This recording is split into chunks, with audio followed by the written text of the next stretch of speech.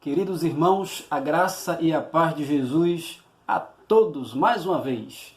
Graças a Deus, por mais um domingo, nós nos encontrarmos aqui para a nossa aula da Escola Bíblica Dominical. Continuando, com a nossa introdução às Escrituras Sagradas, introdução bíblica. Já vimos muita coisa sobre formação do Antigo Testamento, formação do Novo Testamento.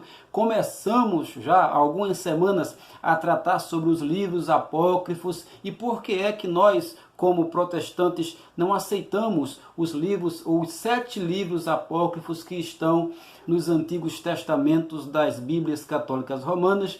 E aí já falamos sobre alguns deles, e como eu falei a semana passada, hoje nós começaríamos nos livros dos Macabeus.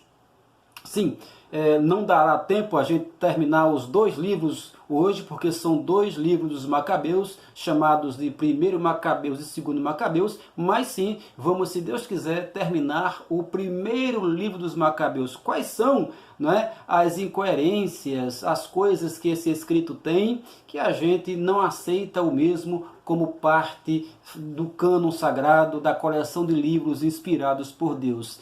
Antes, dá tempo ainda você dar aí um like, não um like, mandar uma mensagem. Like é no vídeo, sim. Dá um like no vídeo aí, aperta nessa mãozinha aí que está aí fazendo sinalzinho legal, porque o nosso vídeo sendo curtido, ele cresce mais dentro do YouTube. Mas o que eu quero dizer é o seguinte, dá tempo você mandar uma mensagem para alguém, para que possa estar conosco nessa manhã, estudando a palavra do Senhor. E aí essa pessoa vai tirar suas conclusões, se os argumentos que nós estamos apresentando aqui são argumentos que devem ser seguidos ou não. E os irmãos também vão fazer o seu juízo de valor, vão tirar suas conclusões aqui do que nós estamos apresentando com esses estudos dos livros apócrifos. Antes de tudo, nós vamos orar. Nós vamos pedir ao Senhor que nos abençoe, que nos dê um domingo abençoado, que nós temos uma escola bíblica dirigida pelo Senhor. Logo mais, após a escola dos adultos, entrará aqui a escola dos menores, infantil. Então o departamento infantil de nossa igreja está sempre trazendo aqui uma programação para as crianças, e aí em 2 faixas etárias. Os maiores têm uma programação especial, fechada, não no canal do YouTube, mas uma programação com a professora. Aqueles maiores de 10 anos, 9 anos, tem lá uma programação com a professora também, a professora Lília. Então veja, a nossa igreja está fazendo de tudo para que todos nós mantenhamos esse contato uns com os outros, através das mídias sociais, e contato com o estudo da palavra do Senhor. Temperando a garganta, agora sim, vamos orar? Vamos pedir a Deus que nos dê um domingo abençoado, que abençoe a sua casa, abençoe a sua família, e que nós tenhamos também hoje uma escola abençoada, e logo mais à noite a celebração ao Senhor, aqui nesse mesmo canal, às 6 horas também, dirigida pelo Senhor. Oremos, meus irmãos. Nosso Deus e nosso Pai, nós te agradecemos, meu Senhor, por estar aqui. Nós te agradecemos, meu Deus, pela semana que termina. Nós te agradecemos, meu Senhor, pela saúde, pela paz. E nós queremos entregar em tuas mãos este dia, pedir a tua santa direção sobre a nossa escola bíblica dominical, de adultos, de crianças. Entregar também, Senhor, o culto logo mais à noite, que o Senhor esteja usando quem dirige, quem prega, quem canta, para abençoar a tua igreja, Senhor. Ó Deus eterno, nós pedimos saúde e paz para as casas do teu povo, meu Pai. Abençoa também o teu povo financeiramente. Não deixe que lhes falte nada nesse período difícil que estamos passando, meu Senhor. Nós queremos te louvar, meu Deus, porque nós sabemos que o Senhor sempre abre portas onde não tem portas. A tua palavra diz que tu traz à existência o que não existe, do nada. Então, Senhor, em nome de Jesus, continua com as tuas mãos estendidas, Pai, sobre o teu povo, meu Pai eterno, para que o teu povo seja sempre abençoado e guiado e dirigido pelo Senhor. Nós entregamos nosso dia em tuas mãos, nossas vidas, nossas casas, em nome de Jesus Cristo. Amém. Amém, meus irmãos. E aí? Você que tem uma Bíblia Católica Romana na sua casa, você pode pegá-la. para a gente acompanhar aqui, você lê os versículos aqui, a gente acompanhar, não é, o comentário que vamos fazer sobre algumas partes do primeiro livro dos Macabeus. Nós não vamos comentar todos os problemas deste livro, porque primeiro o vídeo ficaria imenso, e segundo, tem alguns detalhes técnicos, questões de imperadores, cronologia de imperadores, que iam cansar os irmãos, e aí os irmãos não iriam compreender muito bem. Então isso ficará para o livro, que eu estou fazendo uma pesquisa para, se Deus quiser, colocar nas mãos de quem quiser ter um estudo mais aprofundado sobre esse assunto. Vamos tocar naqueles assuntos que são mais fáceis de compreender, para que todos nós possamos ter a compreensão do que vamos dizer aqui nesta manhã. A gente começa com 1 Macabeus, capítulo 4. O livro dos Macabeus, ele conta a história do que aconteceu ali num pequeno período entre o ano 400 e o ano 100 a.C. A história dos Macabeus está localizada ali entre o ano 200 e o ano 100 a.C. É ali que se dá o período em que se passa as guerras dos Macabeus. Deixa eu situar você. Qual era o problema? Nesta época, o Império Grego estava conquistando tudo. Então quem dominava o mundo nessa época era a Grécia.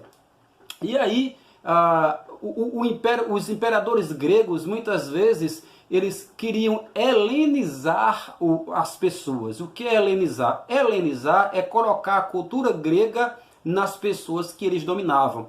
Então, eles queriam fazer com que as pessoas dos seus domínios pudessem também ter os seus costumes. Muita gente aceitava, muita gente não aceitava. E tinha alguns costumes que os judeus não aceitavam. E aí um dos governantes aí da época fez força para colocar costumes gregos no povo de Israel. Houve algumas revoltas, e aí esse dominante da época, por fazer assim, vou afrontar mesmo, ele foi para Israel, para o templo, e lá ele fez sacrifícios impuros no templo de Israel em Jerusalém, que existia na época. Estamos aí no período aí do século II a.C., e aí isso causou a grande revolta dos Macabeus para expulsar os gregos dos seus domínios e purificar o templo de Israel mais uma vez. Que aí aconteceu realmente esta luta, essa batalha, e aí os gregos perderam, saíram dos domínios de Israel, e houve a purificação e a rededicação do templo de Israel, que virou uma festa, e o povo de Israel comemora esta festa até hoje, que é a festa da dedicação, a rededicação do templo ao Senhor, purificando dos sacrifícios impuros que o imperador da época, o dominante da época, tinha feito ali no templo de Israel. Então,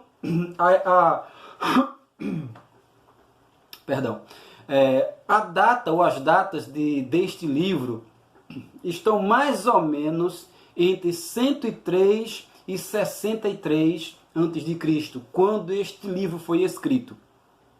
E a história dele é justamente se propor contar como os judeus lutaram contra o dominante da época, chamado Antíoco Epifanes, e o período de batalhas que o livro cobre é de 175 a 134 a.C.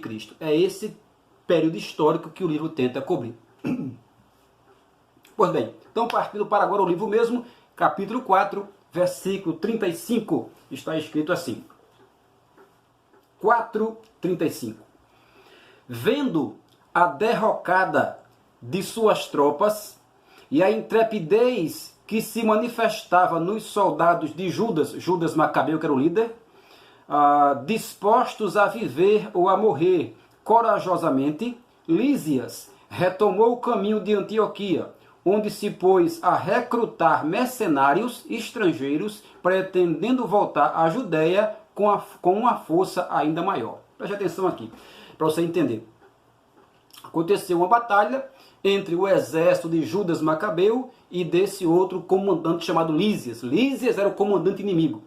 E ele foi tentar lutar contra o exército dos Macabeus, e aí não deu certo, não venceu. Aí diz que ele voltou para a cidade de Antioquia com a intenção de recrutar mais soldados para voltar, e aí sim, se ele disse que se eu voltar com mais soldados, aí eu termino vencendo a batalha. Tudo bem, é isso que está contando 1 Macabeus, capítulo 4, versículo 35.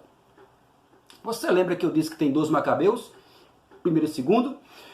Esses 2 livros, eles não são a sequência. Ou seja, não é que termina o primeiro e a história continua no segundo. Não. Os 2 livros contam os mesmos acontecimentos de forma paralela. Então você vai ter a mesma história contada, tanto no primeiro como no segundo. Entendeu? Então agora nós vamos para o 2 Macabeus, que vai ser estudado mais profundamente domingo que vem, mas agora vamos usar um texto dele para que você possa fazer uma comparação. Então, 2 Macabeus, capítulo 11, versículo 6, está contando essa mesma história que eu li aqui no primeiro, que esse soldado, esse comandante Lísias, ele foi tentar vencer o exército judeu, não conseguiu, foi para Antioquia, a recrutar mais soldados para voltar e vencer a batalha. Agora veja como é que 2 Macabeus conta a mesma história. Diz assim: quando Macabeu, Judas Macabeu, e os seus souberam que Lísias, o comandante, sitiava as fortalezas, suplicaram ao Senhor com gemidos e lágrimas, junto à população, para que o Senhor enviasse a Israel um anjo para salvá-lo. Isso está em 2 Macabeus, capítulo 11, versículo 6. 2 Macabeus, capítulo 11, versículo 6. Lembrando que eu estou sempre usando a Bíblia de Jerusalém, tá certo? A Bíblia católica é chamada Bíblia de Jerusalém. Porque pode ser que tenha alguma tradução que tenha os versículos alterados, tá? Então estou usando a Bíblia de Jerusalém. Continuando. Aí, no 2 Macabeus, capítulo 11, versículo 6, diz, né, que aí esse general sitiou a cidade para lutar contra o exército judeu, e aí continua. 2 Macabeus, capítulo 11, versículo 10 ao versículo 12, que diz assim: avançaram em ordem de batalha, tendo um aliado vindo do céu, que era o anjo que eles pediram, porque o Senhor se compadecera deles, e precipitando-se como leões sobre as hostes contrárias, prostraram-lhe 11.000 infantes e 1.600 cavaleiros, e puseram em debandada o exército inimigo. Ou seja, o povo de Israel botou o exército de Lísias para correr. E aí continua. Em sua maioria, estes conseguiram salvar-se, mas feridos e desarmados. Agora, preste atenção. Lá em 1 Macabeus 4:35 diz que Lísias, quando viu que o exército dele não venceu, foi para Antioquia buscar mais soldados para voltar e lutar. Agora veja como é que termina aqui. E o próprio Lísias, para se salvar, apelou vergonhosamente para a fuga, ou seja, fugiu. Ele não saiu dizendo, vou buscar mais exército, não, fugiu. Aí você pode dizer assim, mas ele fugiu, mas ia voltar. Aí continua a leitura, 2 Macabeus, capítulo 11, verso 3 e verso 14. Aí diz assim: mas Lísias, a quem não faltava um bom senso, refletiu sobre a situação, sobre a derrota que acabara de sofrer, e compreendendo que os hebreus eram invencíveis, o Deus poderoso era aliado deles, e aí Lísias fez o quê? Foi buscar soldados para lutar com Israel? Não. Enviou-lhes mensageiros com proposta de paz e de reconciliação, baseadas em condições justas, prometendo que persuadiria o rei a tornar-se amigo deles. Você entendeu como é que termina aqui? Lá ele foi buscar soldados para tentar lutar de novo. Aqui não, aqui diz que ele viu que não ganhava, ele mandou um mensageiro para fazer a paz e disse, eu vou falar com o rei para ficar amigo de vocês e não tem mais guerra não. Você entendeu? Ou seja, um livro conta a mesma história de um jeito e o outro livro conta a mesma história de outro jeito. Então aqui nós temos uma contradição flagrante, né? Lísias não vai buscar gente para lutar. No 1 Macabeus 4:35. E no 2 Macabeus 11:13 a 38, ele vai fazer paz com os hebreus, que é um tratado de paz com os judeus. E aí, diante desse erro, a Bíblia de Jerusalém, ela faz um comentário. Aí o comentário é assim: o autor de 2 Macabeus parece que ele não conhecia as tentativas que seguiram a esse choque decisivo entre Judas e o importante exército de Lísias. Ou seja, a Bíblia está dizendo assim, o cara que escreveu um e outro parece que não conhecia a história. Então um disse uma coisa e o outro disse outra coisa diferente. Ou seja, a contradição aqui é reconhecida até pelos próprios historiadores e teólogos católicos. Eles sabem que a mesma história aqui Com certeza não bate. Agora, se você achou isso aqui uma contradição tão flagrante, veja agora o melhor.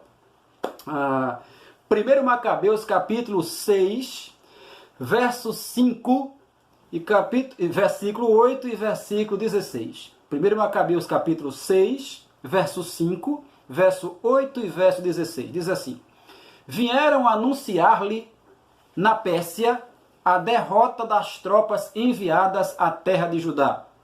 Ao ouvir essas notícias, o rei Antíoco, que eu falei já dele aqui, né, atônito, ou seja, ele viu que o seu exército tinha perdido a batalha, atônito e transtornado, caiu sem forças na sua cama.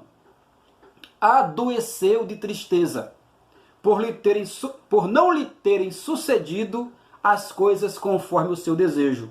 E morreu nesse lugar o rei Antíoco no ano 149. Vamos entender isso aqui, que é importante. Aqui está dizendo que o chefe, o imperador da época, né, o governante da época, vamos colocar assim, não era imperador, era um governante, ele teve a notícia que o seu exército tinha perdido uma batalha, né, e aí ele ficou muito triste e caiu no seu leito e ficou muito triste, adoeceu de tristeza e terminou morrendo ali nessa tristeza e nessa depressão, o governante Antíoco.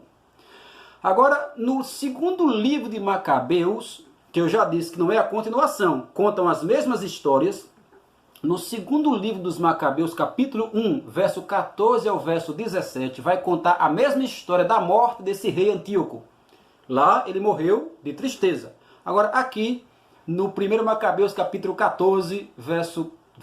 1, verso 14 ao verso 17, vai contar a morte dele. Agora preste atenção como é que aqui está escrito.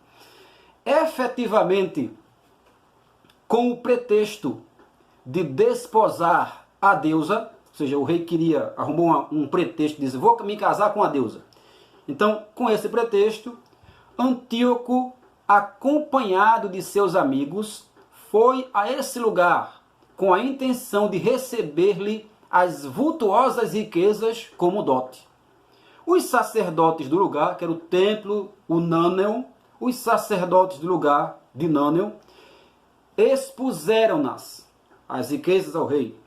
E o rei penetrou com algumas pessoas do seu séquito, os seus bajulas mais próximos, no recinto do templo. Mas, que ele disse que ia casar com a deusa, lá nesse lugar. Então ele entrou no templo. Mas, assim que o Antíoco entrou, eles fecharam o santuário, os sacerdotes do templo fecharam o santuário, abriram a porta que estava disfarçada em cima no forro do teto e fulminaram Antíoco, o chefe, atirando-lhes pedras. Cortaram aos intrusos os membros e a cabeça e lançaram aos que estavam fora. Vamos entender agora o que está dizendo aqui, segundo Macabeus 1, 14 a 17. Aqui está dizendo que aquele rei que morreu lá de tristeza, ele morreu diferente. Ele foi para um templo dizendo que ia casar com a deusa e os sacerdotes do templo armaram para ele, fizeram uma armadilha.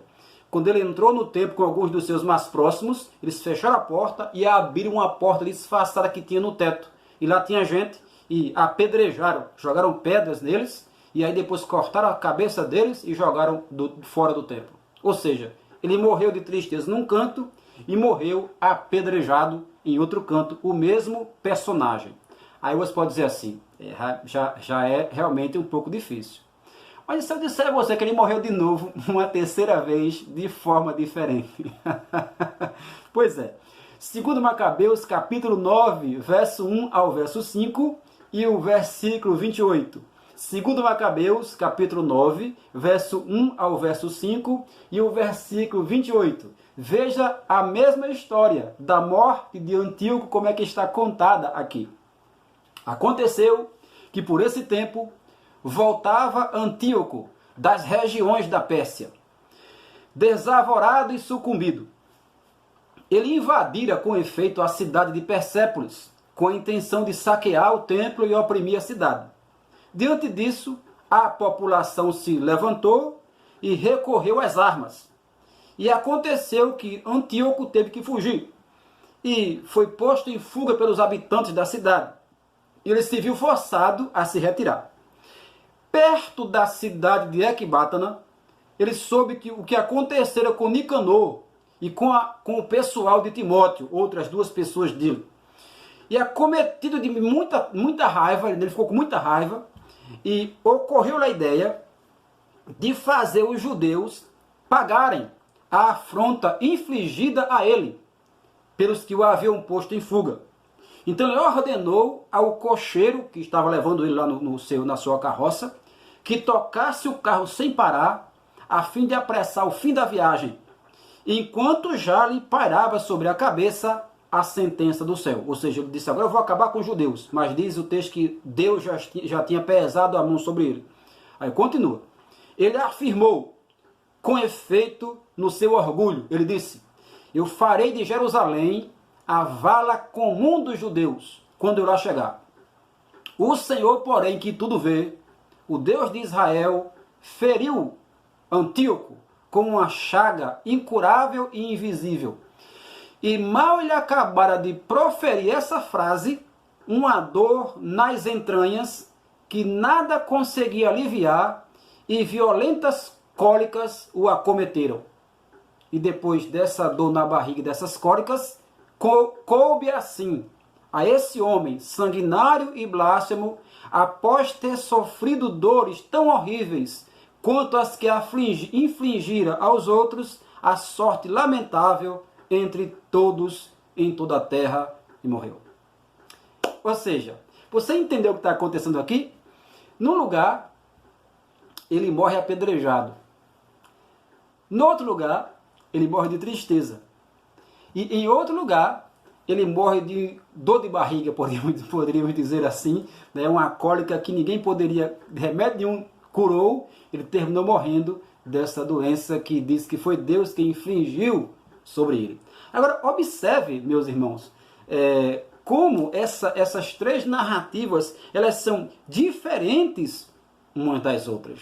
Ou seja, é a mesma pessoa sendo morta ou morrendo de três maneiras diferentes.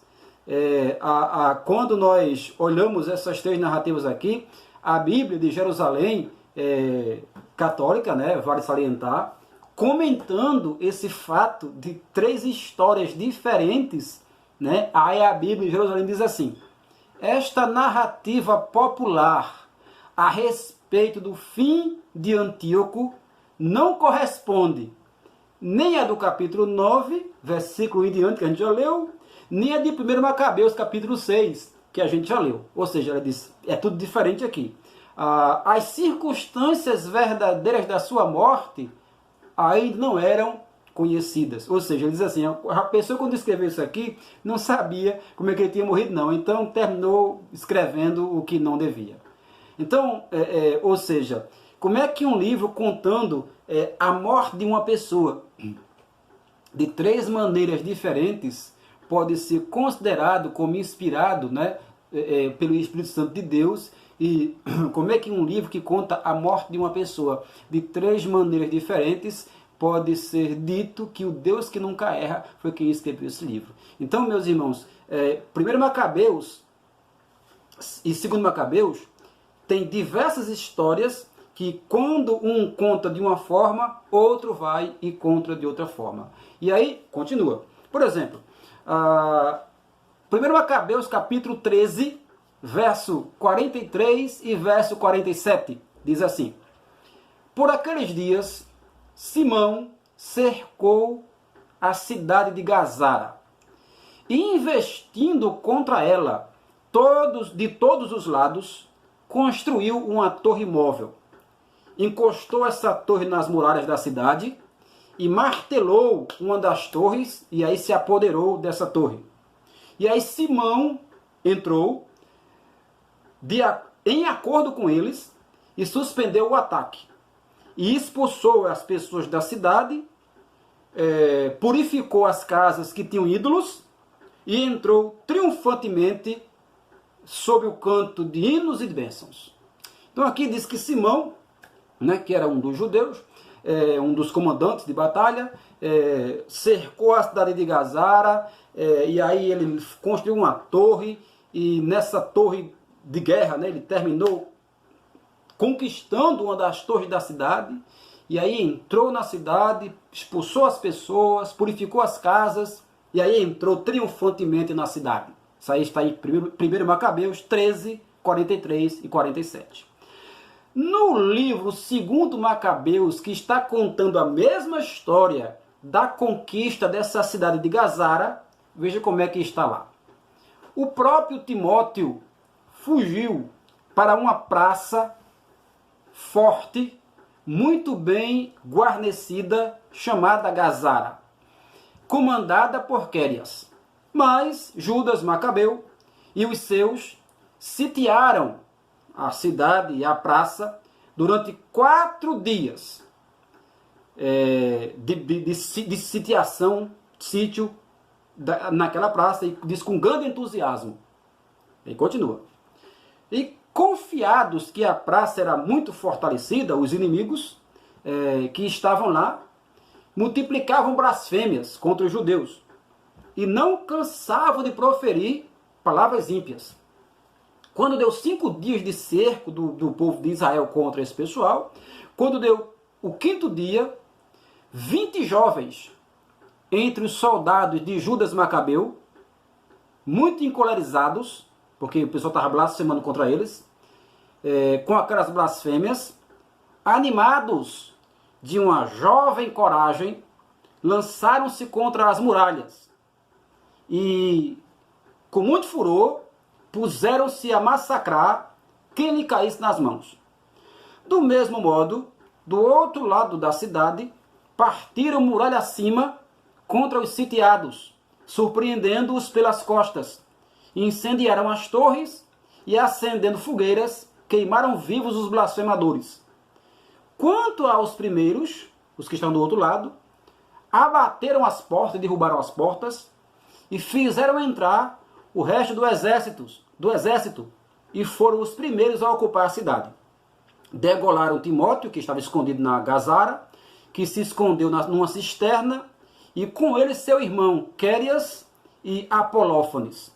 Depois de levarem a cabo essas proezas, bendisseram com hinos e louvores o Senhor, que concedia grandes benefícios a Israel e lhes dava vitória. Vamos entender agora esse negócio aqui. Veja, num lado, está dizendo que, no primeiro texto, que Simão, um homem chamado Simão, foi quem tomou a cidade. E ele tomou a cidade assim, ele levantou uma torre, botou na muralha e terminou conquistando uma torre da cidade e entrou por ali. No segundo texto, não é Simão, é Judas Macabeu quem toma a cidade, e não é com torre nenhuma não, é uns jovens que escalam a muralha e entram lá e abatem as pessoas e terminam conquistando a cidade e abrindo as portas para o exército entrar.